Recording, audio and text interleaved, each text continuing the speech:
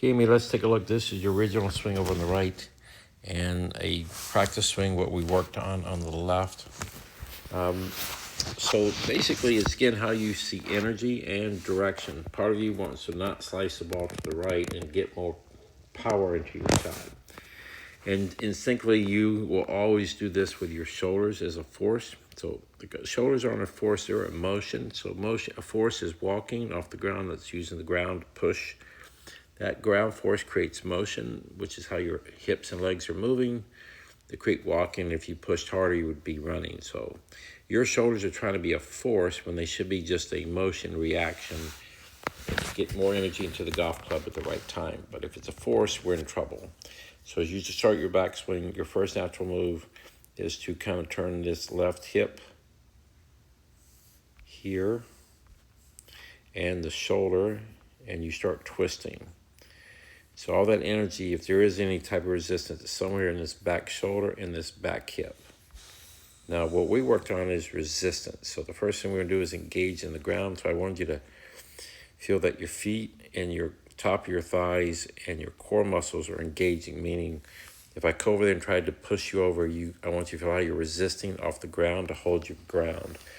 That's engaging those muscles. We have to engage that through the whole backswing. If they give up that energy, if you relax at any point, you have no stability to the ground. That connection to the ground is building up this spring of energy, like a bow and arrow, where we're stretching this energy to get more speed.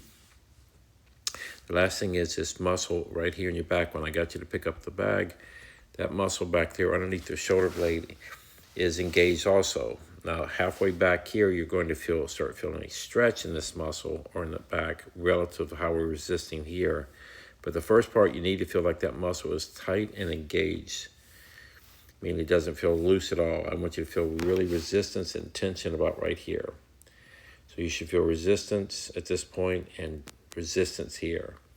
Now, this second part here, we're going to feel the stretch in that muscle and more resistance from the ground.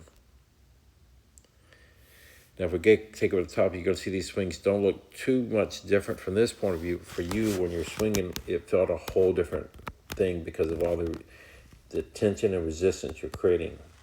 Because this stretch is high, or the energy is high, your first natural motion will always be that shoulder spinning out because you're trying to get speed and you're trying to get the club around. So that first move is just a spin, and then the club's running late. The club gets casted out, and then you're dragging it. Even though you squared it up, that's part okay, but the energy, you see your shoulder pulling away, falling backwards, and you can't get the energy into the golf club. So here we feel completely different because we have resistance, and a stretch right there. So from here, we're like a spring. All we're going to do is get the spring to unload correctly. And you did say when you were asking, what do I feel? That's going to be a bit about self-discovery. You just got to know where to look. And so eventually you're going to find a feeling from this stretch position. The whole point of doing this, so you don't have to have a whole lot of thought. Because basically all I said was feel these resistance point. I said, just let the energy head back to the ball. And it actually worked out perfectly. So these, sometimes you just trust your natural sequence from this. You are feeling conscious about this resistance and stretch.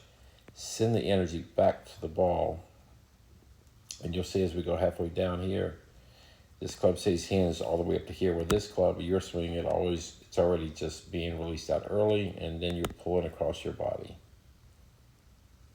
Here we went back to the ball, and you see your arms go out.